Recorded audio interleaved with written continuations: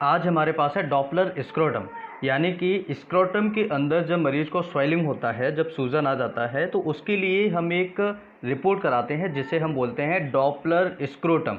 अब यहाँ पर स्क्रोटम में जो प्रॉब्लम मरीज को है उसमें कई सारी दिक्कतें हो सकती हैं मरीज को, और ये ऐसी प्रॉब्लम है जो पेशेंट हर किसी के साथ शेयर भी नहीं कर पाता है, और इसका इलाज लेने के लिए भी पेशेंट को एक अच्छे डॉक्टर के पास जाना बहुत ज़्यादा ज़रूरी होता है। तो आज की इस वीडियो में हम जानेंगे स्क्रोटम के अंदर जो स्वेलिंग होता है वो क्यों होता है, और उसके लिए हम क्या ट्रीटमेंट ले सकते हैं, कौन से मेडिसिन से हम उस मरीज को ठीक करते हैं।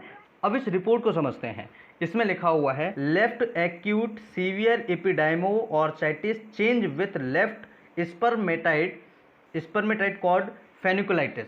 साथ में इसमें नीचे लिखा हुआ है oedematous thickening of left scrotal wall. अब इसका मतलब क्या है और ये क्या चीज़ें हैं, क्योंकि इस पेशेंट को काफ़ी सारी प्रॉब्लम है और ये पेशेंट खड़ा भी नहीं हुआ जा सकता है। इस पेशेंट को हम अगर बोलें कि पेशेंट बैठ करके भी अगर वो खाना खा ले तो उस पेशेंट के लिए पॉसिबल नहीं है, क्योंकि उसको इतना ज़्यादा सीवियर पेन होता है। तो आगे इसमें समझते हैं ये सारी चीज़ें क्या हैं। अगर थोड़ा सा और समझें ऊपर की साइड में, तो राइट टेस्टिकल नॉर्मल है, साइज में नॉर्मल है, इको टेक्सचर में नॉर्मल है, कोई दिक्कत वाली बात नहीं है मरीज को। लेकिन left testis enlarge in size volume 12.5 cc with differentially hypo echo texture, right. दूसरा, इसके अंदर left epididymis is diffusely enlarge and hypoechoic showing increase vascularity. तो इस पेशेंट को वास्तव में क्या प्रॉब्लम है और इस पेशेंट को हम कैसे ठीक कर सकते हैं, इस वीडियो में क्लियरली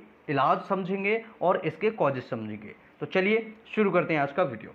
अब यहाँ पर ये समझ लीजिएगा, थोड़ा सा बेसिक समझिएगा। ये हमारा वेस्ट डिफरेंस होता है और इसके ऊपर जो लेयर है, अब यहाँ पर जो ये लेयर है, इस लेयर का काम क्या होता है, इस लेयर का काम होता है हमारे स्क्रोटम को बचाना, और इसके अदर भी फंक्शन है जिन्हें हम आगे समझेंगे। ये हमारा टेस्टिस है, ठीक है, और इस टेस्टिस के ऊपर हमारी एपिडिडाइमिस है। अब एपिडिडाइमिस और टेस्टिस का दोनों का फंक्शन क्या होता है, इस रिपोर्ट में जो आपको देखने को मिलेगा वो है एपिडिडाइमिस और टेस्टिस की स्वेलिंग।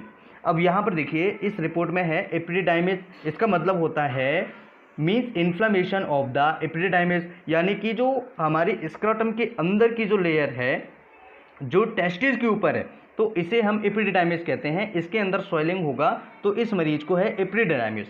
दूसरा, इस मरीज को है ऑर्चाइटिस।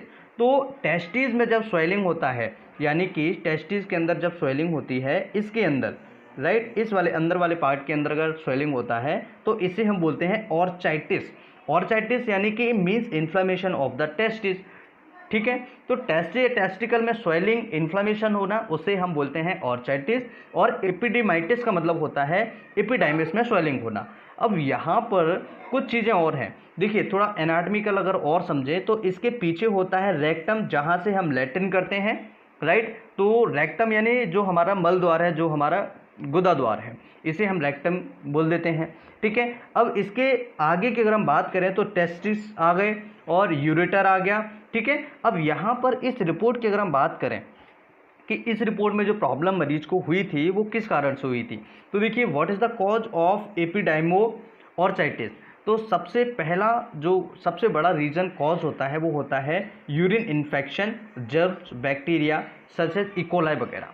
तो यूरिन का इन्फेक्शन अगर मरीज को है तो एपिडाइमो ऑर्चाइटिस मरीज को हो सकता है, बहुत कॉमन प्रॉब्लम है, राइट। इसके अलावा हो सकता है कि किसी मरीज को एसटीडी हो, ठीक है। तो एसटीडी में भी इस मरीज को आपको यहाँ पर टेस्टिस में या उसको एपिडाइमिस में स्वेलिंग देखने को मिल सकती है। इसके अलावा मम्स हो सकता है, ऑपरेटिव हो सकता है, और मेडिकेशंस भी होती हैं, उनकी वजह से भी स्वेलिंग मरीजों को हो जाता है। अब अगर बात करें कि इस केस में क्या मेडिसिन दी जा सकती है, तो सबसे पहले एंटीबायोटिक्स की बात करें तो यहाँ पर लाइकली एसटीडी अगर किसी पेशेंट को है और उस पेशेंट को गोनोरिया नहीं है तो डॉक्सीसाइक्लिन से उस पेशेंट को रिलीफ दिया जा सकता है, बीडी में दिया जा सकता है। 10 से 14 दिन के लिए उस मरीज को पर ओरल डॉक्सीसाइक्लिन उस मरीज को देते हैं। इसके साथ में ओफ्लॉक्सासिन 200 mg पर ओरल बीडी सुबह शाम में उसको 14 दिन के लिए दिया जाता है। अगर इससे कम ड्यूरेशन के लिए मेडिसिन दी जाती है पेशेंट को तो हो सकता है उस पेशेंट को रिलीफ न मिले, राइट। अब अगर बात करें कि किसी पेशेंट को एसटीडी भी है और गोनोरिया भी है, तो ऐसी सिचुएशन में सेफ्ट्रियोक्सोन, जिसे हम मोनोसेफ इंजेक्शन के नाम से कॉमनली जानते हैं, तो उसे 1 ग्राम में स्टेट दे देना चाहिए इंट्रामस्कुलर, या फिर उसको आईवी बेसिकली देना चाहिए। और साथ में डॉक्सीसाइक्लिन 100 mg पर ओरल में बीडी सुबह शाम में हमें 10 से 14 दिन के लिए देना चाहिए और पेशेंट को आराम मिल जाएगा, राइट। इसके बाद में अगर किसी पेशेंट को एंट्री जो likely to be enteric pathogen urinary tract infection source, अगर यूरिनरी इन्फेक्शन है उस मरीज को, उसकी हिस्ट्री है और इंटर एनाल इंटरकॉर्स की हिस्ट्री है, तो ऐसी सिचुएशन में ऑफ्लॉक्सासिन 200 mg पर ओरल मुंह के द्वारा 14 दिन के लिए और सिप्रोफ्लॉक्सासिन 500 mg पर ओरल सुबह शाम 10 दिन के लिए उस मरीज को देते हैं, जिससे कि उस पेशेंट की जो समस्या है यूरिन इन्फेक्शन में सबसे ज़्यादा इस मेडिसिन का यूज होता है। अब इस पेशेंट को इस तरीके से हम ठीक कर सकते हैं। डॉपलर स्क्रोटम की रिपोर्ट हम समझ रहे थे। आई होप कि वीडियो आप सभी के लिए बहुत ही ज़्यादा हेल्पफुल होगा। इस तरह की और इन्फॉर्मेटिव वीडियोस देखने के चैनल को सब्सक्राइब करें। Thanks for watching.